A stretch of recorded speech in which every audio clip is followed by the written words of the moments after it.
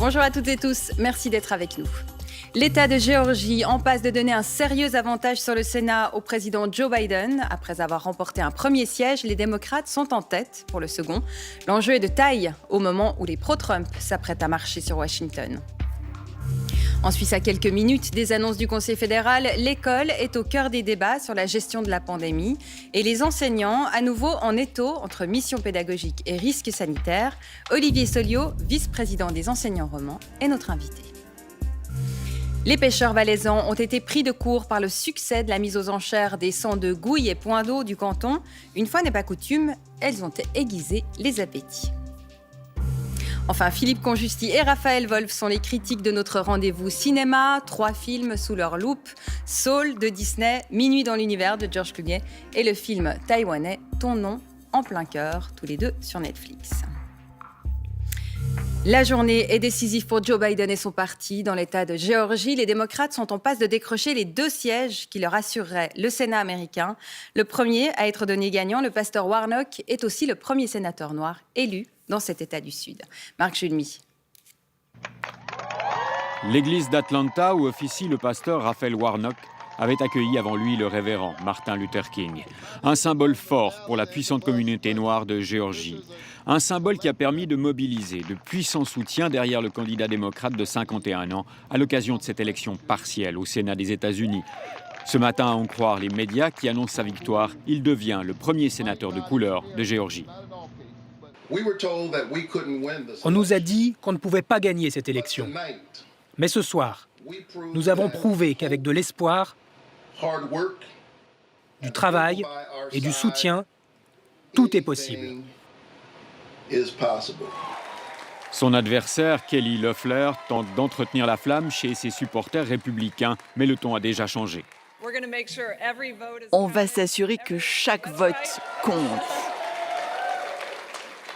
Oui, chaque vote va être compté. Et je ne m'arrêterai pas de travailler. Mais la victoire démocrate ne sera complète que si l'autre élection partielle au Sénat tourne à son avantage, ce qui lui permettrait de prendre le contrôle de la Chambre haute à Washington. Et là encore, tous les espoirs sont permis. Jon Ossoff, 33 ans, devance pour l'heure son adversaire qui partait pourtant favori. Et l'autre actualité du jour, c'est la conférence de presse attendue du Conseil fédéral à Berne cet après-midi, la première de l'année sur le coronavirus, avec un éventuel durcissement des mesures. Alors Esther Marbarbachi, qu'est-ce qu'on sait à ce stade ?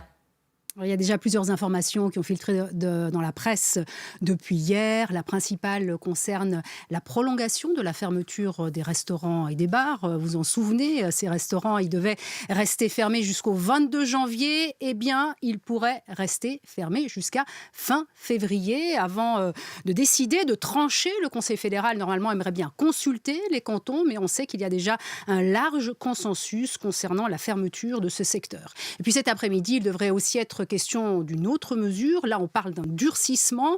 Elle devrait concerner la fermeture des commerces non essentiels. Ça nous rappelle des mauvais souvenirs. Mais attention, ce n'est pas pour demain. Là aussi, les cantons devraient être consultés. Et selon nos informations, ils ne sont pas tous d'accord. Bien sûr, cette fermeture dépendra de la situation épidémiologique. On sait depuis hier, puisque l'Office fédéral de la santé publique nous l'a rappelé, que la situation n'est pas bonne en Suisse. Et puis, dernière chose, sur les écoles, vous l'évoquiez, là, on n'attend pas de décision du Conseil fédéral concernant la fermeture des écoles, contrairement à ce qu'ont décidé nos voisins hier, l'Allemagne et l'Angleterre. Merci Esther pour ces précisions et on va effectivement se rendre à Sion pour entendre la voix des écoles par la vôtre. Olivier Soliot, vous êtes vice-président des enseignants romans. Bonjour. Bonjour. Alors Esther le disait, a priori, pas de fermeture pour les écoles. C'est un soulagement, j'imagine, pour vous ? Oui, ça permet de faire une préparation de la rentrée sereine et de se mettre dans la même position qu'après les vacances d'automne, une rentrée sereine pour les élèves, pour les enseignants et aussi pour les familles. Est-ce qu'après tous ces premiers mois de pandémie, retourner à l'école, on le sait, le syndicat a demandé aussi que les enseignants puissent être vaccinés, ça ne va pas être le cas tout de suite. Vous avez peur, alors que la situation, en tout cas en Valais, de l'épidémie remonte ? certains enseignants sont peut-être un peu plus craintifs. C'est clair que par rapport à la population, on a une responsabilité vu que l'on est en contact avec les élèves qui retournent dans leur famille. Donc on a quand même certaines craintes et puis on a demandé des précisions aux différents départements pour savoir comment se préparer ou allait se passer la période de vaccination lorsque les personnes vulnérables et les soignants allaient être aussi vaccinés et qu'est-ce qu'il en était pour les écoles. Mais je pense qu'il faut garder cette sérénité, confiance en l'avenir et puis avoir un quotidien stable pour les élèves et puis pour les familles. Merci Olivier Soliot et on vous souhaite une bonne rentrée qui a lieu donc demain pour vous et les écoliers valaisans. Merci. Et la conférence de presse du Conseil fédéral est à suivre dès 14h sur RTS2 et sur RTS Info. Et donc, enseigner masqué est devenu une norme avec la pandémie, ce qui complique la communication avec les élèves sourds et malentendants. Pour y faire face, des masques transparents qui permettent de lire sur les lèvres arrivent dans les écoles. Le reportage de Johan Rittner. Bravo, continue comme ça, c'est super. Bravo, je vous félicite, continuez comme ça. Ces élèves lausannois ont redécouvert le sourire de leur enseignant. Depuis mi-décembre, il a troqué son masque chirurgical contre un masque transparent. Il y a le fait de pouvoir parler normalement, mais effectivement, il y a aussi tout le côté émotionnel qui passe par la bouche et le visage. Tous les enfants profitent de ce changement, à commencer par Ryan, un élève malentendant. Vous voyez, on ne voit pas. Par exemple, on ne voit pas. Alors, avec le masque transparent, on voit la bouche. Chaque masque revient à environ 80 centimes par jour, contre 50 centimes en moyenne pour un masque chirurgical. 7500 premières pièces ont déjà été distribuées dans les écoles du canton de Vaud. Ces élèves, en fait, rapidement perdaient l'attention. Comme ils ont tellement besoin d'avoir le visage de leur enseignant, de voir les lèvres, les expressions, c'est que rapidement, on les perdait. Ce prototype a été retenu parmi plusieurs autres disponibles sur le marché. Fabriqué en France, il a été certifié, génère peu de buée et aucun reflet.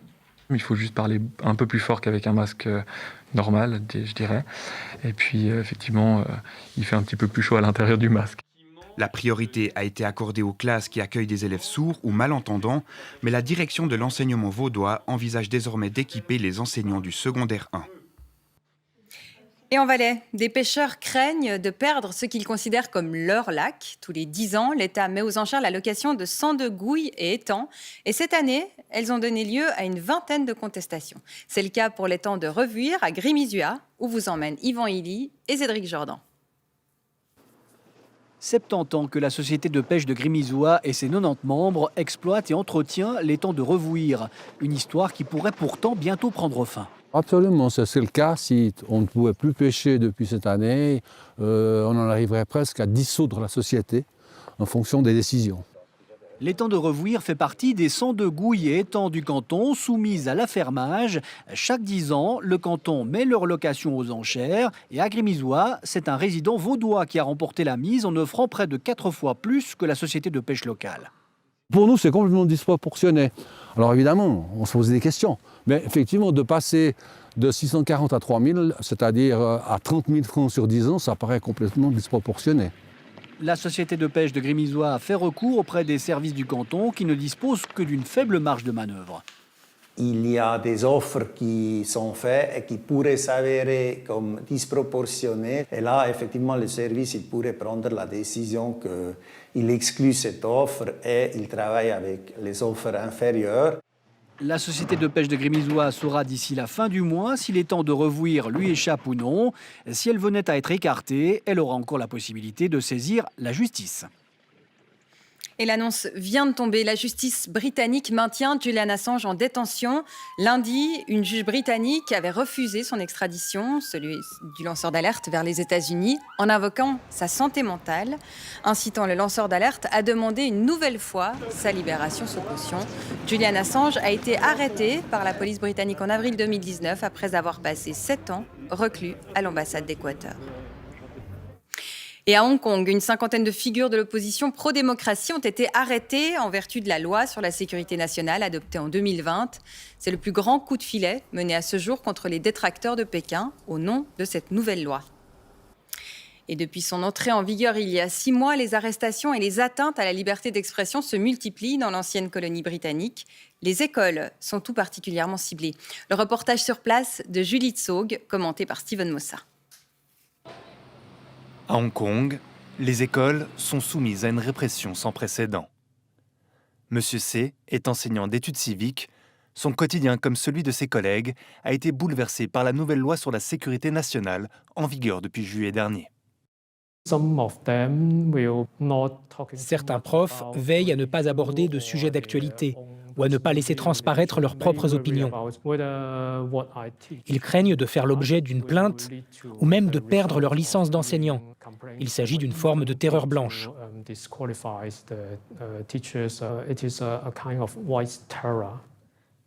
Plusieurs enseignants ont été licenciés pour avoir évoqué des sujets sensibles comme l'indépendance de Hong Kong. Des ouvrages politiques ont été retirés des bibliothèques et certaines écoles n'abordent plus le massacre de Tiananmen.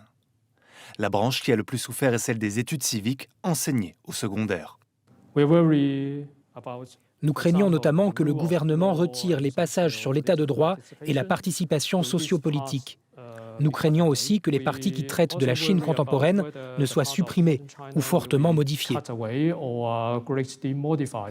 Pour les autorités, les manifestations de l'an dernier sont le fruit d'un système scolaire trop libéral qui a échoué à instiller du patriotisme au sein de la jeunesse. Ce responsable d'un syndicat d'enseignants s'inquiète pour les générations futures.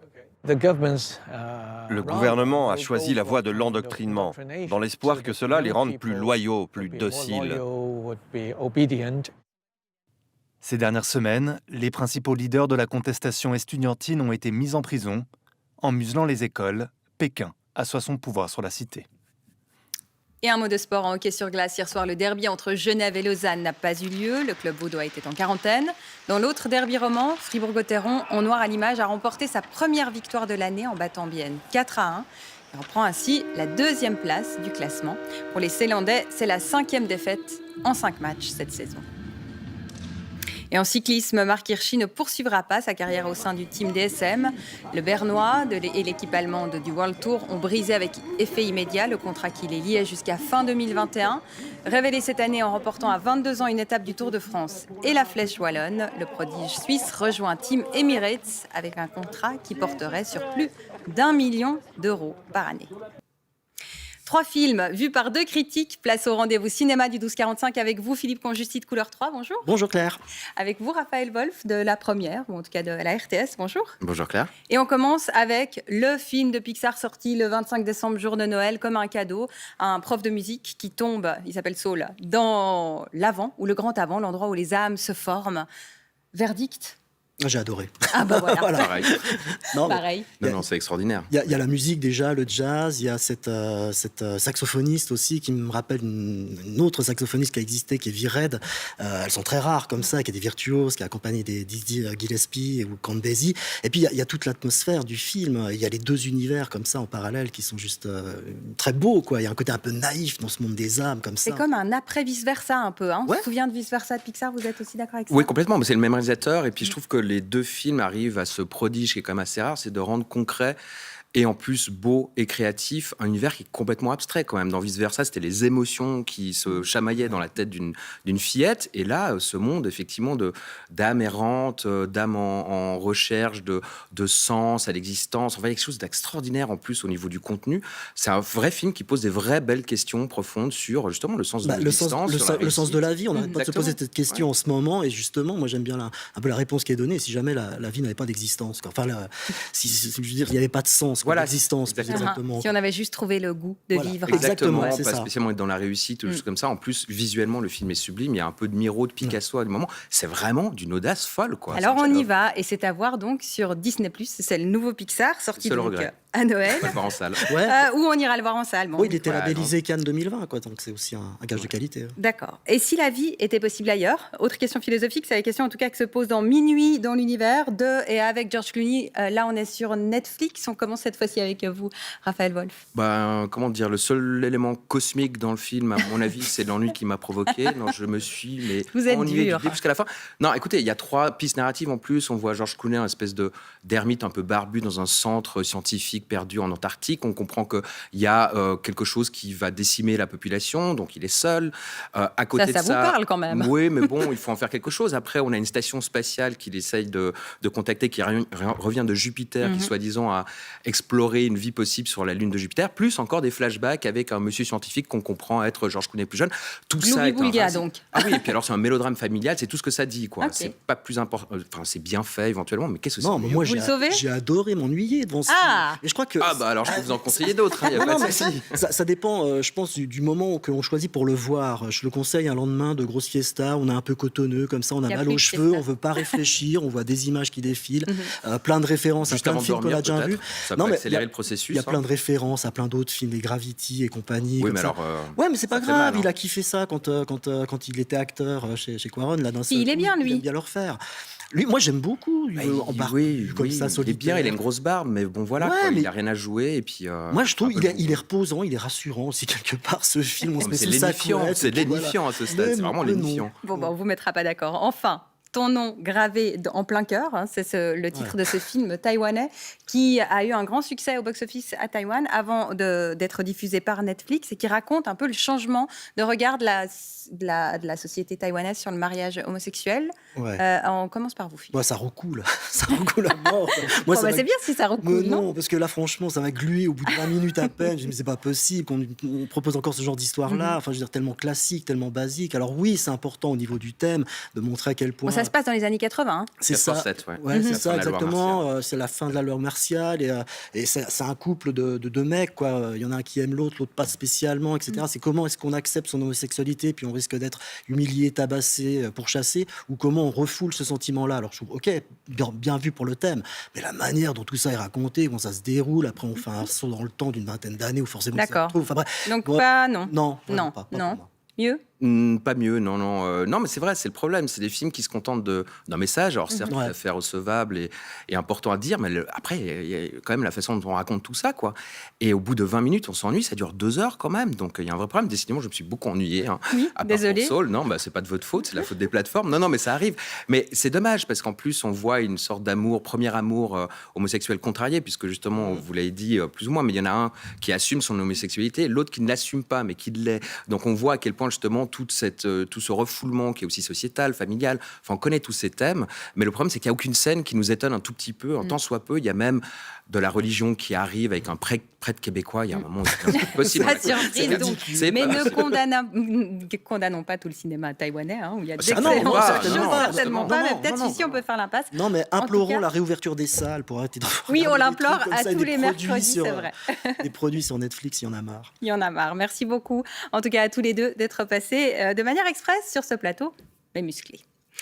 Et en ce début d'année, notre chronique Passé recomposé revisite les moments forts de nos archives avec nos élus, quand ils savent rire parfois, nous faire rire souvent. Et ça tombe bien, il paraît que ce n'est pas mauvais pour la santé. Katia S.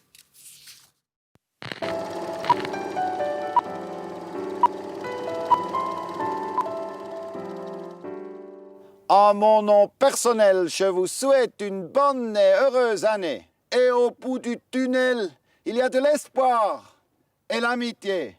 Cet arbre a valeur de symbole. Pour nous tous, il résistera aux tempêtes. Et au coronavirus aussi. Ah, notre Adolphe Foggy. Il en avait de l'imagination pour son discours de président de la Confédération en l'an 2000. Tout comme les vœux de Johann Schneiderman. Rire, c'est bon pour la santé. Eh bien, rions alors. Sogenannte Schweizerische Erläuterung.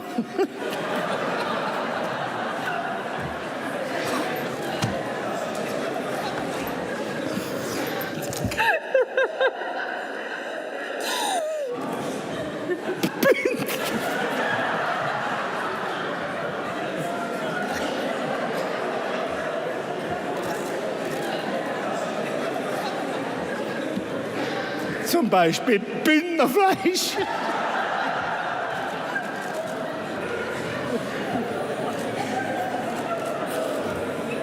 Ils rigolent et en plus, ils n'ont pas peur de mouiller leur chemise.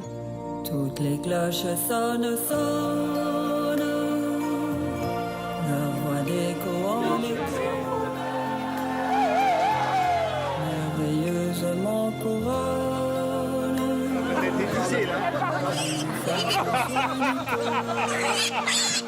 Sur nos monts, quand le soleil annonce un brillant réveil et prédit d'un plus beau jour le retour. Et je m'arrêterai. Et nous, on se demande bien ce que nos politiques nous réservent pour 2021. Tout d'un coup, c'était silencieux, il n'y avait plus personne dans la salle, on n'entendait plus rien. Je me dis, mais est-ce que je suis en train de rêver? Puis je suis sorti, j'ai vu tout ce monde-là.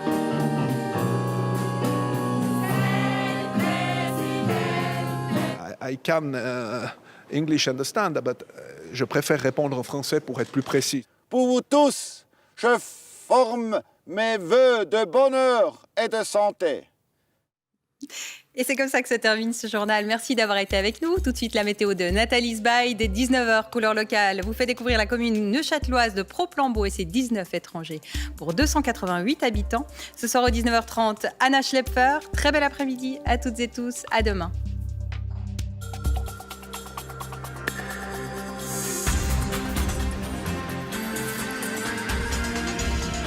Suivez l'information en continu sur RTS Info.